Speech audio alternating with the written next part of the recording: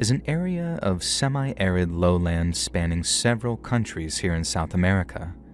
It's a mix of savannas and thorn scrub, but also subtropical forests, palm groves, and wetlands, and is home to thousands of unique and rare species of plants and animals. It is an incredibly beautiful place, but since the 1970s, the region has been plagued by illegal logging and forest fires set by cattle ranchers who want more area for their cattle to graze. In my final year of employment, Gran Chaco lost tens of thousands of hectares of forest, and I've seen the heartbreaking effects of men's greed with my own two eyes. But I've also seen far, far worse things in the forests of Gran Chaco, and of all of them, this is the one that haunts me the most. During the late summer of 1991, I was out doing some survey work around 20 miles north of a little town called Fuerte Esperanza. After crossing a long and desolate patch of flat scrubland, I reached a section of forest composed of algarrobo and pink trumpet trees. The algarrobo are particularly favorites of illegal loggers, so I wanted to make sure that this forest was untouched by their hands. Now, I spent around an hour walking around, making notes and marking the area on my map, and then once I was happy that the forest was in good condition, I started making my way back towards where I'd left my ATV. Gran Chaco is a very wild place, meaning many of the forests do not have any well-defined trails or paths to walk on. Even if they did, the nature of my work means I have to walk places that are infrequently traveled, so sometimes I lose my footing among the many roots and fallen branches. And this trip was no different.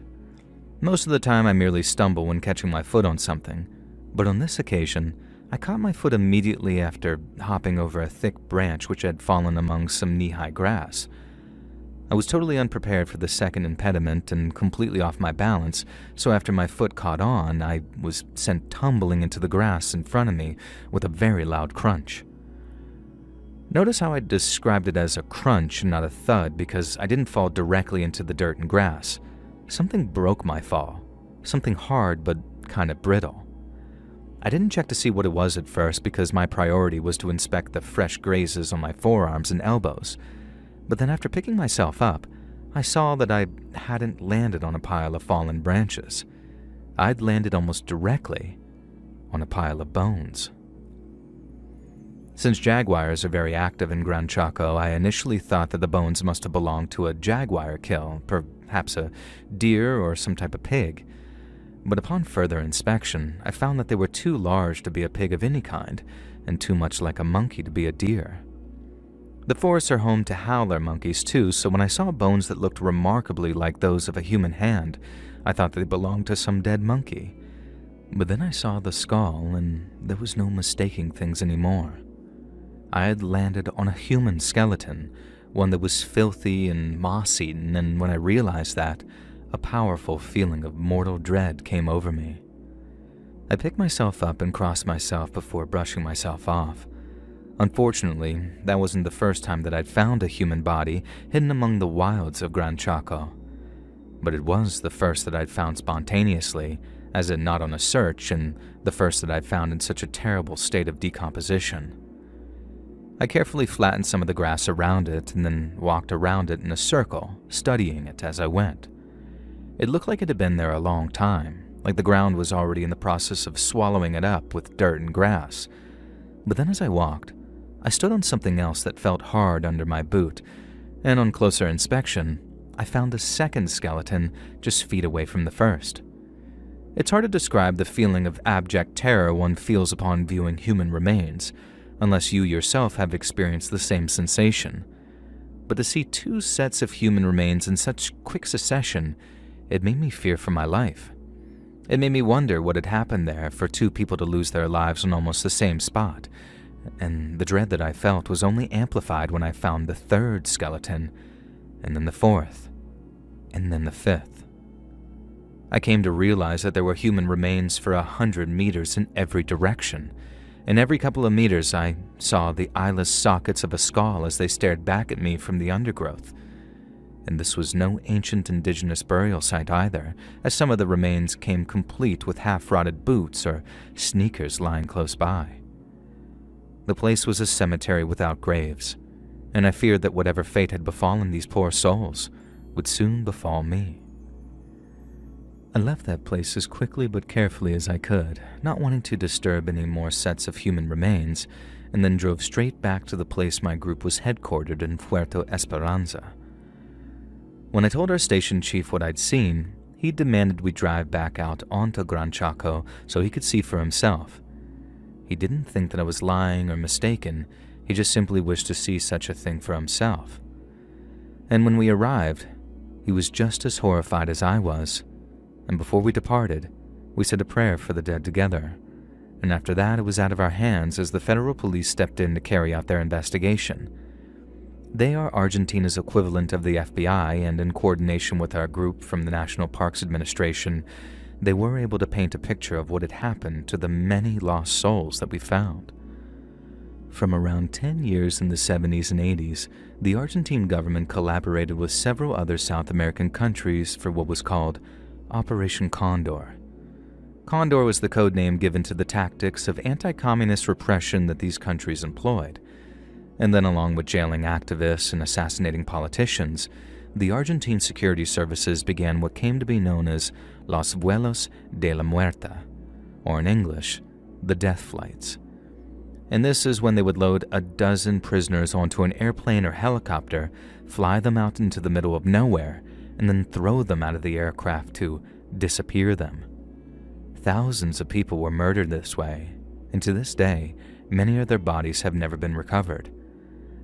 But as much as I am proud to have helped return many lost souls to their rightful resting places, there are still many more who remain missing. And although I am happy to have helped reunite these poor people with their long grieving families, I'm haunted by the sight of what became of them. And some nights, I dream that I too am being thrown to my death from the hold of an airplane.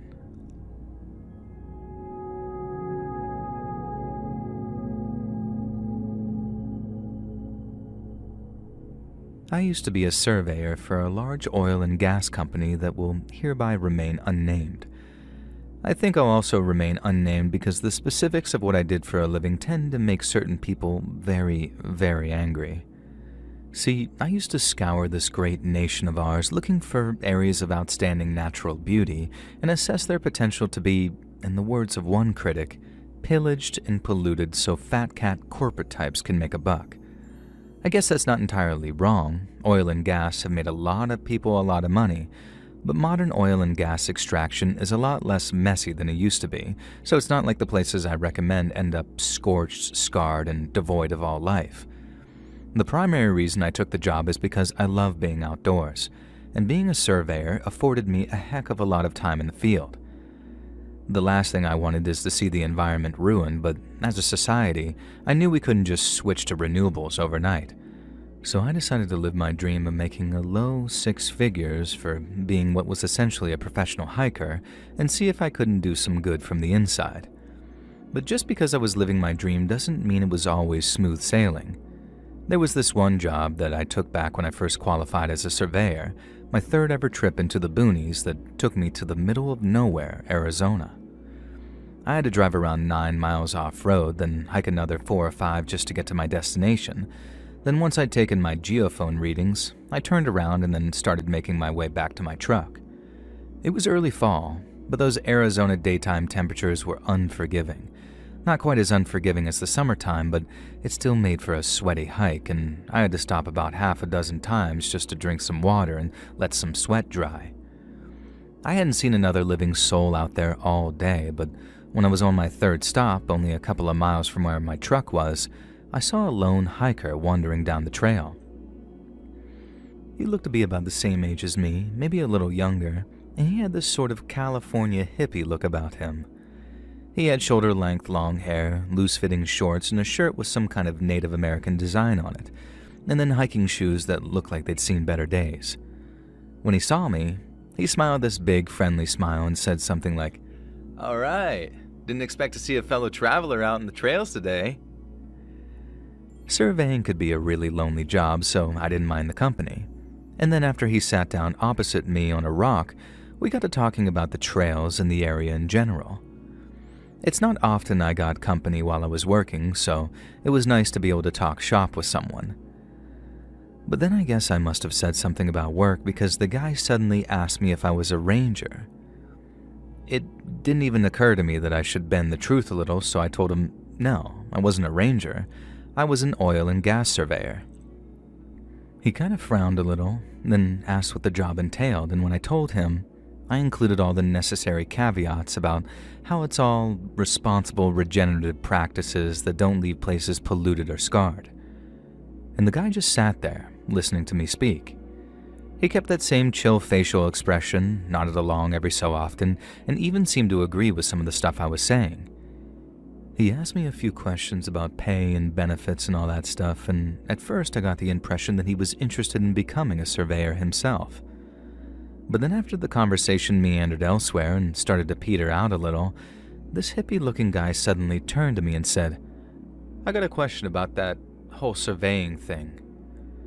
I told him to fire away, and then with that same chill smile on his face he said, "I can't help but wonder, how the F do you sleep at night?" And the question was so unexpected, and the tone he used to ask it was still so friendly sounding, that I honestly figured that I'd misheard him. Then when I repeated the question back to him to confirm it's what he'd said, he just nodded like it was the most normal thing in the world to ask of someone. I told him I slept just fine, that I worked for an energy company, not some evil megacorp who sells missiles or sketchy pharmaceuticals to third world countries. I still know, that energy companies can be incredibly greedy, but my job was all about efficiency. If I did it properly, it would lead to less speculation, less drilling, and less destruction to the environment. But as much as I thought that I'd made that abundantly clear to my new hiking buddy, he obviously chose not to believe it. I remember he said, "Let me get this straight. You love the outdoors, but you're helping destroy it. And you don't lose any sleep over it? I'll take bullcrap for $200, Alex." I realized I'd lost the guy completely. That's if I ever really had him to begin with. I told him if he had a problem with what I did, that was his business, not mine. But if he really felt that way, it was probably best if we just changed the subject or just didn't hike together. I thought he'd want to get away from me since he was so disgusted by what I did. But he didn't. He stayed put and just kept on asking me how I was able to live with myself knowing that I was contributing to the entire planet's destruction. And I was rapidly losing patience, so I decided the best thing to do was to walk in the opposite direction that we were headed for a while. It meant adding time to my own hike, but by that point, I didn't care. I wanted this guy away from me, but he seemed perfectly content to follow me up the trail while continuing to casually insult me. Eventually, I lost my temper completely and told him I either walked away or things were going to get physical. The guy raised his hands as if to say, "No need for fisticuffs," and then said, "All right, man, you got it. I can see I got under your skin a little, but I'll be on my way." Then off he went, walking on down the trail until he was out of sight while I sat on a rock trying to breathe my anger away.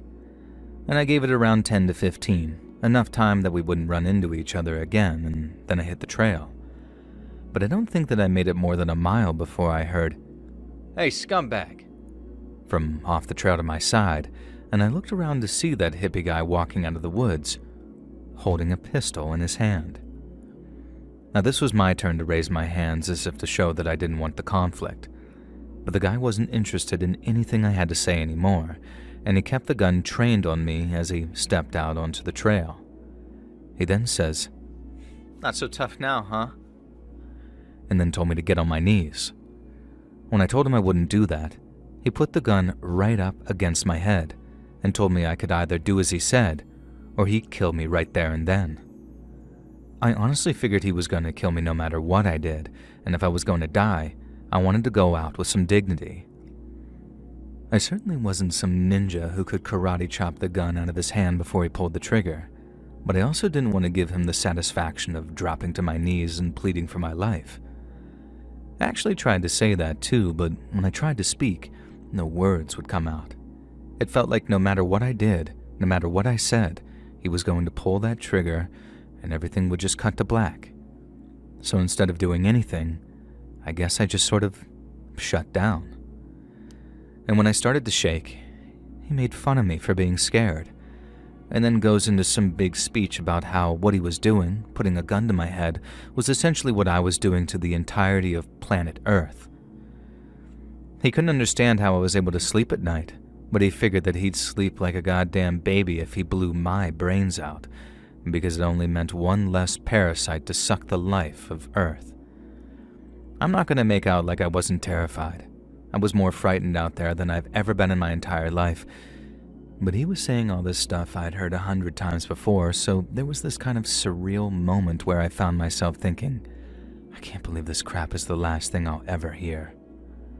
The only time I found myself close to tears or showing any kind of emotion that wasn't hate and anger was when I thought about my mom and how she'd wondered what happened to me if search and rescue didn't actually find my body.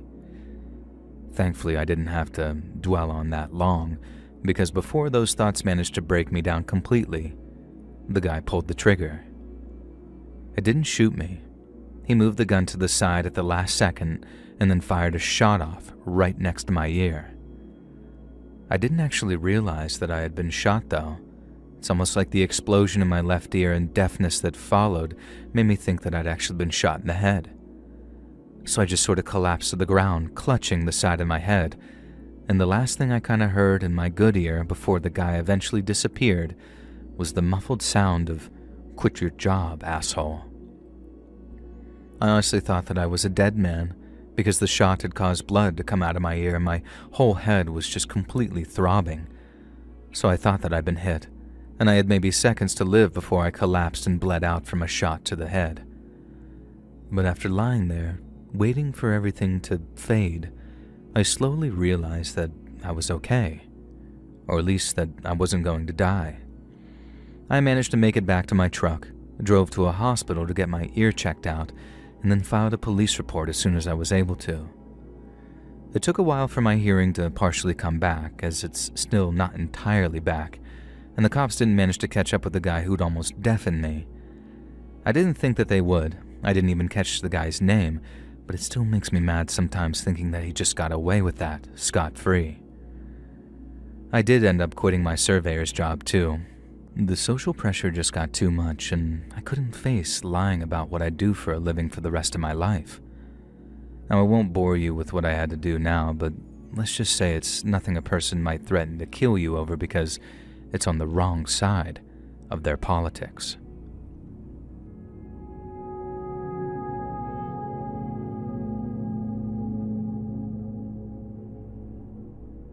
After earning my pilot's license, I managed to land myself a pretty cushy job flying for a major airline. The pay was fantastic, the hours weren't too bad, and my girlfriend thought that I looked great in my fitted uniform and aviator shades. People thought I was having the time of my life, but the truth was, I hated it. I hated the structure, how polished but ultimately phony everything about the airline was, and I hated paying a ton of money to rent a home I barely visited. So one day, I just shocked everyone by just quitting. I didn't just quit with nothing lined up. I'd found another job before I handed in my 3 months' notice. It's just that the new job happened to involve moving up to Alaska to be a bush pilot. My girlfriend thought I was crazy, and we broke up not long after a big fight. And then about a month later, and after selling off or giving away like half of the stuff I owned, I flew up to Alaska and out to the little airfield that I'd be working from. I stayed in a cabin just a short walk from the airfield, a place so run down when I moved in that first night it had me wondering if I'd actually made a mistake. But then after a trip over to the Fairbanks to pick up some groceries and home improvements, the cabin started to feel a little more like home, and I remembered why the whole thing seemed like a good idea in the first place. It was peaceful. I got to set my own schedule, and some of my passengers ended up being some incredibly interesting people. There was something about living wild that felt good for my soul, too. But don't worry, I'm not about to get all poetic on you. Life was good, but that didn't mean that there wasn't a little turbulence here and there. I had trouble in the air on more than one occasion. I had encounters with wildlife that looked at me like I was dinner, and I saw one or two things from the air that I'd never be able to fully explain. And this is the story of just one of them. One day, I was making a pretty routine flight, taxiing a couple of researchers from A to B.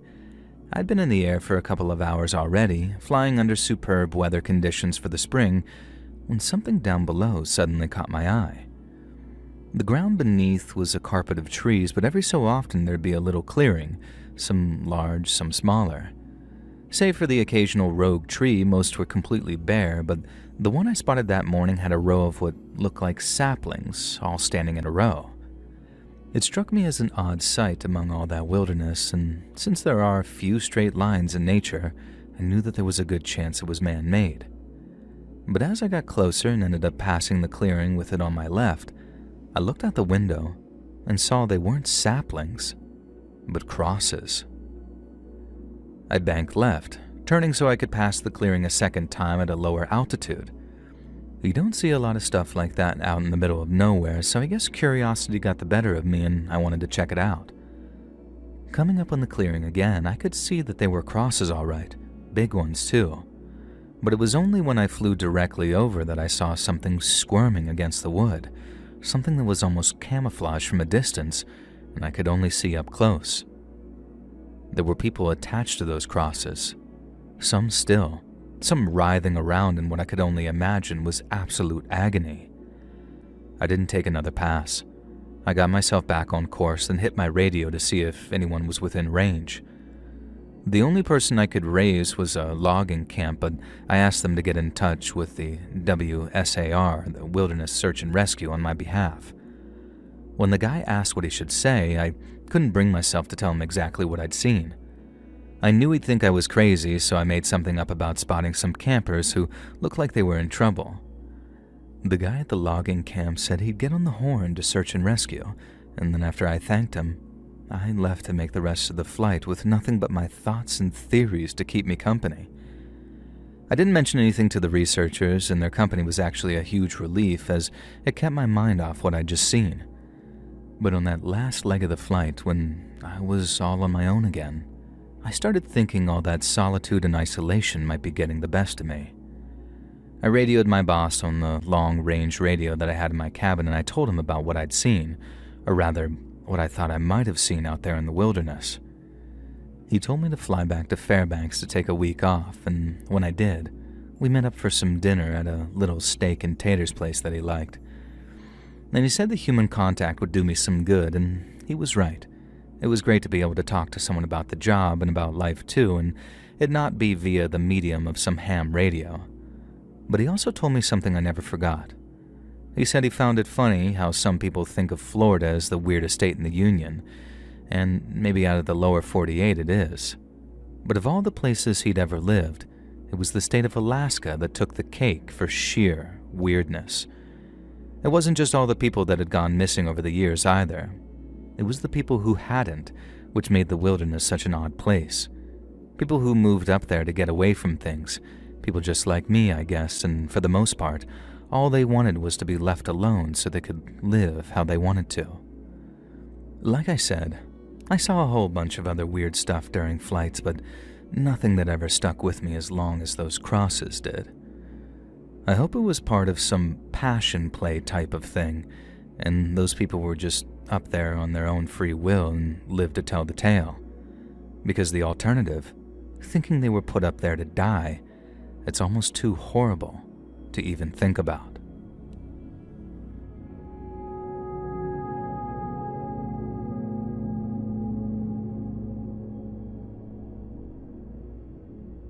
In the summer of 2015, so more than a decade ago now, me and a few friends were just sinking beers and watching TV in my apartment when I flicked over to the History Channel and saw this show called Alone. Now, for folks who have never seen it, a bunch of contestants get dropped off in some isolated patch of forest up in Canada, but so spaced out that they can't work together, and hence why the title is called Alone. They only get the basic survival equipment, and contestants can tap out at any time, and then whoever stays out there longest wins $1 million. And as we're watching, an argument breaks out between us over which one of us would win the $1 million, and by the end of the night, we only agreed on one thing. We should head out to the middle of nowhere for some kind of hardcore camping trip and find out which one of us was king of the wilderness. And then a few months later, the 5 of us are sitting in a truck headed for a place known as the River of No Return. Now, its full name is the Frank Church River of No Return Wilderness, but we ended up shortening it to the much more ominous River of No Return to make the trip sound more badass. It's the largest wilderness area of Alaska, and with us living in Boise, it was basically right up there on our doorstep. We drove up to a little town called North Fork and then made our way to the trailhead, which would take us to a place called Long Tom Mountain on foot. And this meant our 4 days hiking there and back and 1 day's rest on Long Tom Mountain, with some fishing and swimming in the nearby Salmon River while we camped there. That first day's hike was rough, and I slept like the dead when we finally made camp for the night. The second day was a little easier after the first, and seeing the view from the top of that mountain made every second of that hike feel worth it. We made camp again, grabbed our towels, and then headed down the mountain for that fishing and swimming I told you about, which was probably the most fun I'd had in a long while. It just felt epic, for lack of a better words, you know? Like we were making memories, especially when our buddy Dave caught a couple of fish with a collapsible pole that he brought along with him. They weren't huge, but knowing we were about to eat something we'd actually caught made the whole thing feel extra special. With a few hours of daylight left, we headed back up the mountain feeling refreshed, and then got to work making a fire so we could get those fish cooked. The first thing our buddy Kyle does when he gets back to the camp is crawl into his tent for something, but then he comes back out a second later and says very sarcastically, "Haha, very funny," and then asks which of us took his backpack. Now we respond, "I don't know what you're talking about, dude." But Kyle tells us to cut the crap and return his backpack before he starts getting mad. Now again, the 4 of us tell him that we have zero clue what he's talking about, and that if we're going to prank him, we'd think of something funnier than just hiding his stuff. Kyle kind of stops, but he doesn't calm down. Then after a little more discussion, we collectively come to a pretty creepy conclusion. Somebody had been walking around our camp while we were down by the river, and they'd chosen to steal Kyle's backpack along with everything he was holding. We were definitely creeped out because who was this thief, and had they been following us? Were they dangerous? But I'd also say that the primary thing we were feeling at the time, especially Kyle, was anger. All he had left was his phone, his gun, and his tent, along with a handful of other items that hadn't been inside his bag. What he'd lost amounted to hundreds of dollars worth of clothes and hiking equipment, so as I said, he was majorly pissed.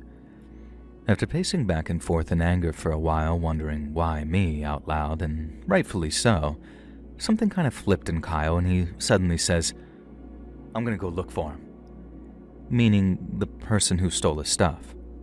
But this split the group almost right down the middle. Kyle and another guy, Jay, wanted to go hunt the thieves down, but me, Dave, and our other friend, Sherrod, thought that was a terrible idea. We were mad about the theft too, but the solution was not to turn our epic hiking vacation into an effing manhunt. Dave suggested we relocate our camp before bedding down for the night, but Kyle outright refused, and we couldn't talk him down on the manhunt thing either. It got kind of heated at one point, with Kyle calling us a bunch of pansies, and then he and Jay just storm off to go looking for those thieves. Now, I remember Dave saying, "It's okay, they won't find anyone, and by the time he comes back, he'll have just calmed down a little." And he was right.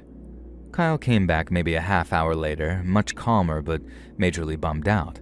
But I can't blame him, we all were.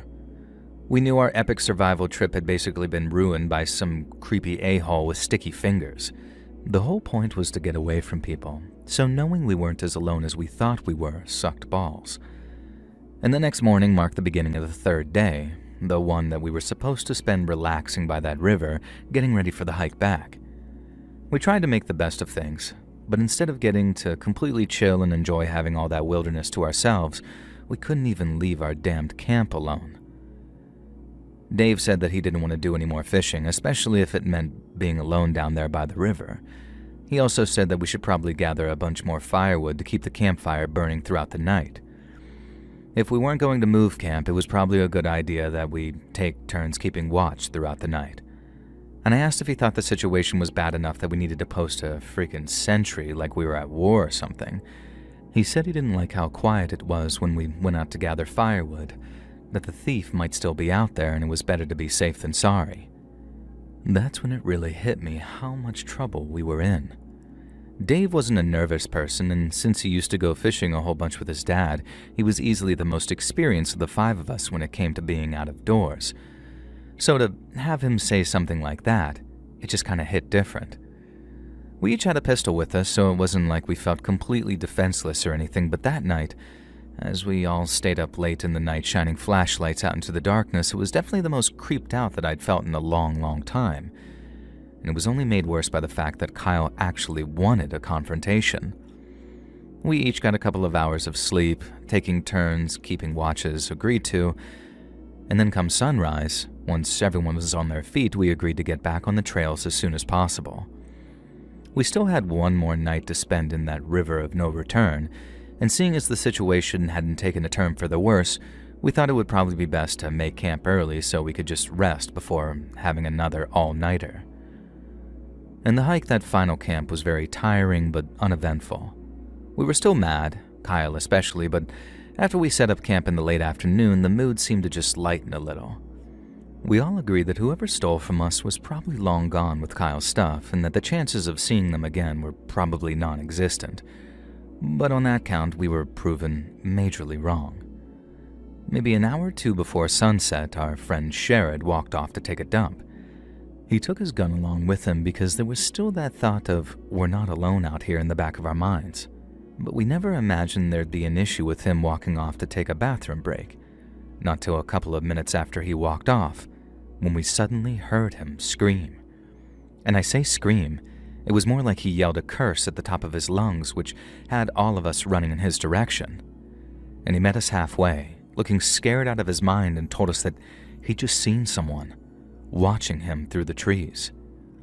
Sherrod said that for privacy, he walked till he couldn't see us anymore, and then before dropping his pants, he looked around in all directions to make sure the coast was clear, and that's when he spotted him. Sherrod said that the guy was almost a full football field away, just some sort of figure in the distance, but he was easy to spot because his whole face seemed to be painted bright white. He said he didn't stop to see what he was wearing or if he was holding anything. He just sort of bolted the second he saw him. But we all agreed that was probably who'd stolen Kyle's backpack. I thought Kyle was about to go ripping off through the woods to find that guy, but I guess hearing about the bright white face knocked some of the pep out of him. And it took some of the pep out of me too, especially once we all asked Sherrod if he was sure about the whole white painted face thing or if he was messing with us. Sherrod said in his exact words, "On my mama, bro, mother effer looked like the crow ran out of black." And as we headed back to camp, Kyle said that he thought the person who stole from us was like some trail rat or something, some scumbag solo hiker who smelled how green we were and took what he wanted when we inevitably left our camp unattended. But to think that he was out there putting white makeup on before stalking us through the woods for probably miles, that majorly changed the game for everyone. Like I said, we were armed, but we didn't know to what extent our pale-faced friend was armed either. We also didn't know whether or not he was alone or if there was a whole bunch of freaks with painted faces out there and we just spotted one of them. And that's when we decided a change of schedule. Instead of just sitting there all night with our campfire lighting up like a damn beacon, we decided to walk all the way through the night so we could reach the trailhead and Dave's truck by morning. We packed up our camp again with daylight fading pretty fast, and then after maybe a half an hour or so, it was full-on dark and we were walking by flashlight. To say we were on edge would be the understatement of the century, and Dave later said that he was more scared of us accidentally shooting each other than anything our pale-faced follower might have in store for us. Everyone was doing these little 360s every so often, making sure that there was no one shadowing us, and just the thought of my flashlight catching that pale face through the trees was giving me shivers as we walked. And we walked for hours like that too, most of the time in total silence, until suddenly it was broken by our friend Jay saying in this quiet but freaked out voice, "Dude, what the F?" He was standing dead still, and so was the beam of his flashlight as he pointed at something hanging from a nearby tree. It was Kyle's backpack, the straps hanging from two branches that looked like they'd been cut short. But the thing that really caught our attention was how it had been shot, full of arrows. Now we gathered around it, our flashlights all converging on that one spot, and no one spoke for a while till I distinctly remember Sherrod saying, "This can't be happening right now." Kyle reached up to take his bag down, and Jay said something about preserving evidence for the cops or whatever, and then when Sherrod was like, "What are the cops gonna do?" I remember agreeing with him. Whoever was following us, you only saw him when he wanted you to see him, or at least that's how it felt. And the cops weren't going to mount some Bin Laden-style hunt for this paleface when all he did was ruin a backpack. Kyle ended up taking one of the arrows to the cops, thinking that the numbers and letters on it were some kind of serial number. But they turned out to be spec numbers, denoting nothing but the model of the arrow. On top of that, the kind he brought in were some of the most commonly sold sporting good arrows in America, so they literally could have come from anywhere. We didn't see anything else on the way back to the trailhead, but we didn't need to. We were done pretending we were on the same level as that guy, whoever he was, because if it had come to some kind of confrontation like Kyle initially wanted, I have a pretty good feeling it was us that would have come off worse. I thought the ride back might be a quiet one, but it wasn't, and the whole way we just talked about what happened. I guess we all kind of have different takes on it, especially when it came to how dangerous the guy actually was, and what would have happened if he wanted to fight instead of just trying to spook us. But the one thing we agreed on was that, for our next trip, we were staying the hell away from the River of No Return.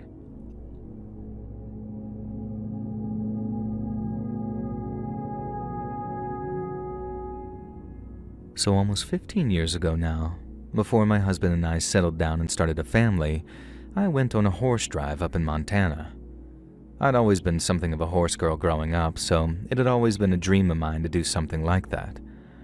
So in the spring of 2009, I booked a guest spot on a cattle drive organized by a ranch up in southern Montana. I flew out to Billings and was picked up at the airport with several other guest riders. Some of them come from as far away as Europe, and since the drive out to the ranch was just over 2 hours, we had plenty of time to get to know each other on the way. The ranch cook fed us dinner when we arrived, and as we ate, our guide explained what we'd be doing for the next 5 days. We'd head out on a few warm-up rides to get us used to working as a team, and then we'd talk to some of the wranglers about what it's like to live out there and do the job they do. And then finally, we'd use the wrangling skills we'd learned to drive a herd of 150 horses south of the border to their summer home in Wyoming. It was set to be the complete cowboy experience, and to me, it sounded like heaven on earth. But if the beginning was heaven, then the end might as well have been hell. After that first night on the ranch, we woke up super early for breakfast and then went down to the stables to meet our horses for the week. Mine was a caramel-colored Mustang named Chip. She had a black mane and ermine spots, so combined with her coat, she had the color of a chocolate chip cookie, hence the name. I loved riding Chip, and she was an incredible animal. Calm and disciplined, but full of energy too. And then since we were all pretty experienced riders, it wasn't long before we were riding into the heart of the Montana wilderness. As we rode out, I felt like I was back on the wild frontier, more like 100 years before, and the feeling of freedom was nothing short of exhilarating. Then once we were done, we rode back towards the ranch at a much faster pace before spending the night there. The next morning we were back in the saddle, headed north towards the plains. We were looking for a herd of horses roaming north of the ranch, but when we started out, we couldn't even see them. We had to ride for an hour across almost featureless plains before they finally came into view, and when they did, it was probably one of the most incredible things I've ever seen. More than 150 prior mountain mustangs were spread out across the horizon, with coats ranging from bay to red to palomino. They were the descendants of Spanish horses that escaped New Mexico in the 1600s, a piece of living history right there in front of me, and it was our job to wrangle them back towards the ranch. But that first drive was probably the hardest ride of my whole life. The wranglers didn't mess around. They talked to us like they would each other, which for an adopted city girl like me was not something I was used to. Every other word was a curse word, They rode like they were mad at the herd, and if you slipped out of position and you didn't do what you needed to do, boy, they let you know about it. When the ranch finally came into view, we stopped for some lunch and to talk about how we did. We drove the horses some more in the afternoon, then as the sun started to set, we rode back to the ranch to get some well-deserved dinner. I remember the wranglers telling us to get as much rest as possible because not only did we have a wake-up call at 4:30 a.m. the next morning, but the next few nights would be spent on bedrolls out in the plains. I didn't get to sleep till around 10 on account of how excited I was, so I was groggy as hell when I woke up. But after a cup of cowboy coffee and a few pancakes, I was ready to hit the saddle again. We found the herd, and then started pushing them through the ranch in a kind of semicircle. The odd colt tried to break from the herd every so often, and I was just giddy at the prospect of getting to canter one back towards the herd. When the time came, it felt every bit as good as I thought it would, and then we kept driving all day long till it came time to camp. We set up a high line for the horses, basically a kind of clothesline that you can tie them to, and then set up our tents in a rough circle around the spot that we built our campfire. We ate some basic campfire food, talked about the day's ride, and then as night began to fall, people headed for their tents as the day's exhaustion began to set in. I was exhausted too, but I couldn't sleep.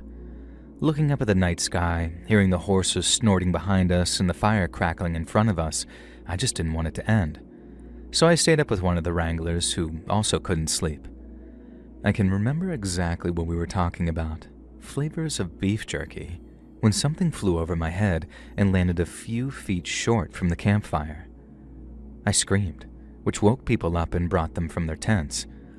Then as we crowded round to see what it was, I remember how this chill came over the camp. It was the back half of a jackrabbit, torn clean through the middle. A bloody set of legs and tail lying near the campfire. One of the wranglers said that it might have been a bird of some kind having accidentally dropped its nighttime meal while flying over the camp. But me and that night owl wrangler knew otherwise.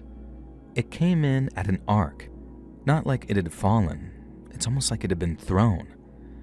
The wranglers told us to stay put, then immediately fanned out on horseback to make sure the area was clear. They returned without having seen anything, and they had to do their best to calm us down by saying it was someone just trying to scare us. The town of Fort Smith wasn't all that far away, so it was possible some jerk-off hunter just wanted to spook the tourists for kicks. But no matter the reason, our next camp would be 20 miles south, and since the wranglers carried personal protection, we had little to nothing to worry about. And that seemed to put us somewhat at ease. And then we managed to get a couple of hours sleep before getting back in the saddle again come morning.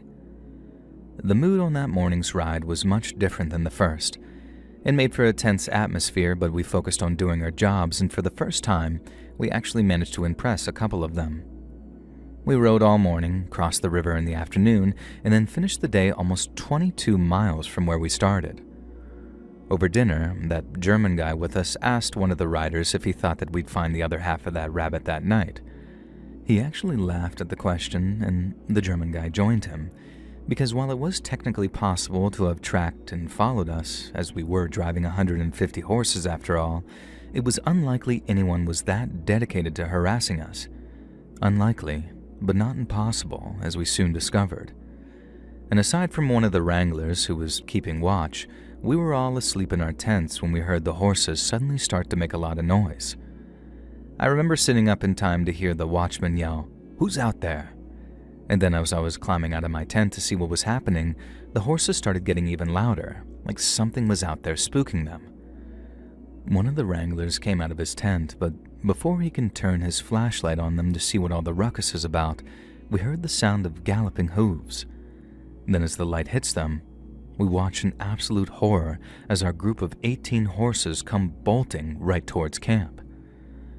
Some of the wranglers ran to try and shoo them off, but it was too late, and one of them got knocked to the ground pretty bad by a stampeding stallion. But that was nowhere near the worst of it. Some of my fellow guest riders got smashed aside as they came out of their tents, then got trampled as they lay there stunned and defenseless.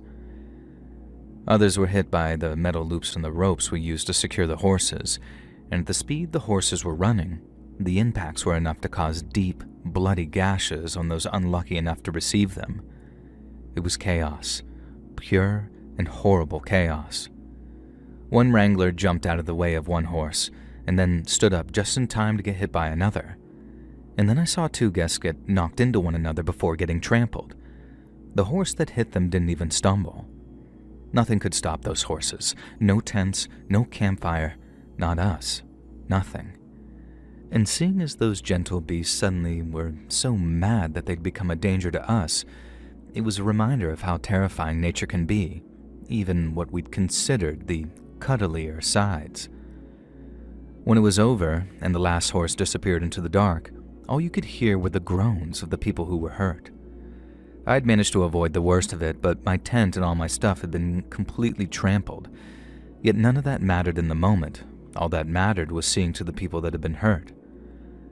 I remember the German guy, Jürgen, the one that had asked about the other half of the rabbit. He'd been trampled after getting knocked down, and by the looks of things, he had a bunch of broken ribs and a few of his teeth had been knocked out. There were a couple of broken wrists, a dislocated shoulder, a lot of sprains and a few bumped heads, but Jürgen the German got the worst of it. The others needed medical attention, but Jürgen ended up needing a helicopter to get him out of there safely. The rest of us waited for a bunch of 4x4s to show up and give us a ride back to the ranch, where those with less serious injuries were then driven to the nearest hospital. I couldn't believe that I got to walk away without getting hurt. I wasn't the only one, but I thank God that I wasn't one of the poor folks who got caught in the center of that stampede. The last 2 days on the ranch were spent either riding or helping with livestock, and they offered everyone either a full refund or an open invitation to return to take part in another horse drive completely free of charge. I took the second offer, hoping that I'd get to go back one day, and all those years later, I'm still waiting for that opportunity to come. But this time, when I go back to Montana, I'm not going with the naive notion that it's some storybook cowboy paradise. It's a wild place, a place some people call home, and some of those people do not like outsiders.